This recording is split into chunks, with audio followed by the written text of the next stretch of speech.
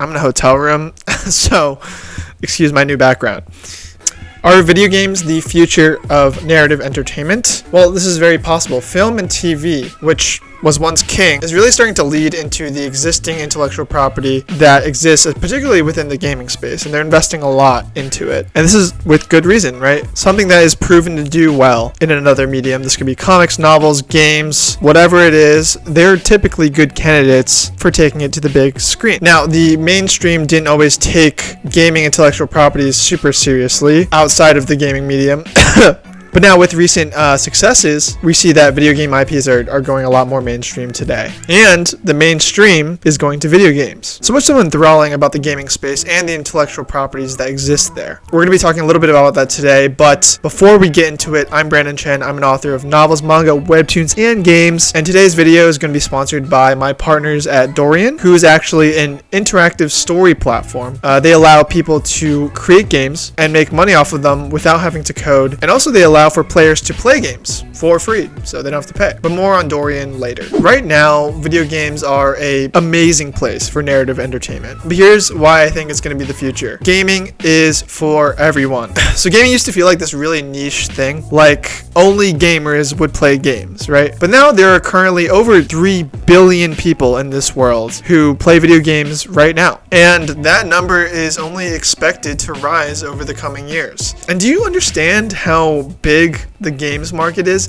I'll tell you, it's estimated at roughly $197 billion in valuation. This is including esports, mobile games, traditional games, etc. For comparison, the movies industry in 2022 was $95 billion. So why is the video game industry so huge? Well, just like movies are for everyone, gaming is definitely become for everyone. The difference is that gaming is a lot more immersive now and a lot more interactive. So let's take my partners at Dorian, for example. You could read a book, which is great, but with Dorian, you can actually play through a visual novel game and select choices, which will take you to different endings or situations depending on your choice. So your playthrough each time is going to be a little bit different depending on which choice you select. Now, the interactiveness in this game is really key for why gaming stands out amongst different mediums. It's not just reader reads the book or the watcher is watching the movie. It's the player deciding how their story is going to play out. There's even some platforms that allow you to create games, right? Like Dorian,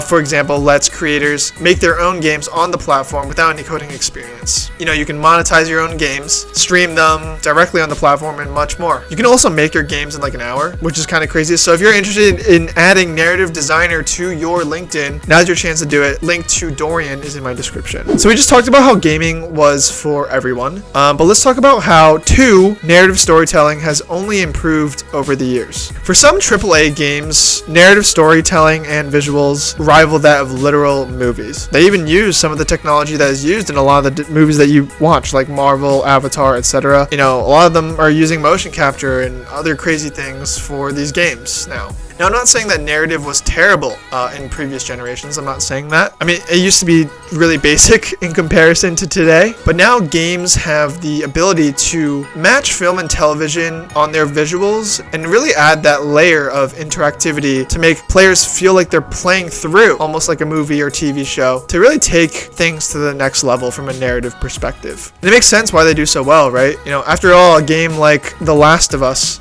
is so powerful narratively that it was translated nearly perfectly to television. I mean, there are literally shot for shots from the game to the actual TV show that were made. Now, there's a lot of games out there. Not all of them are AAA, and not all of them have billions and billions of dollars to just drop on their productions. Productions can go as low as very, indie level to those higher investment companies. But regardless, even the lower budget indie games are out there still making massive impacts on the narrative scene. My Atome game, which is arguably an indie production, has already reached tens of thousands of people, which is already crazy to me. There's also other games like, Among Us that have just done insane numbers, and that was made by an extremely small team. It's crazy. Now, here's the third reason of why I think games are the future of entertainment. Narrative games are great for transmedia. What is transmedia? Transmedia is basically just different mediums. You're taking, story A and taking it to different, forms of media.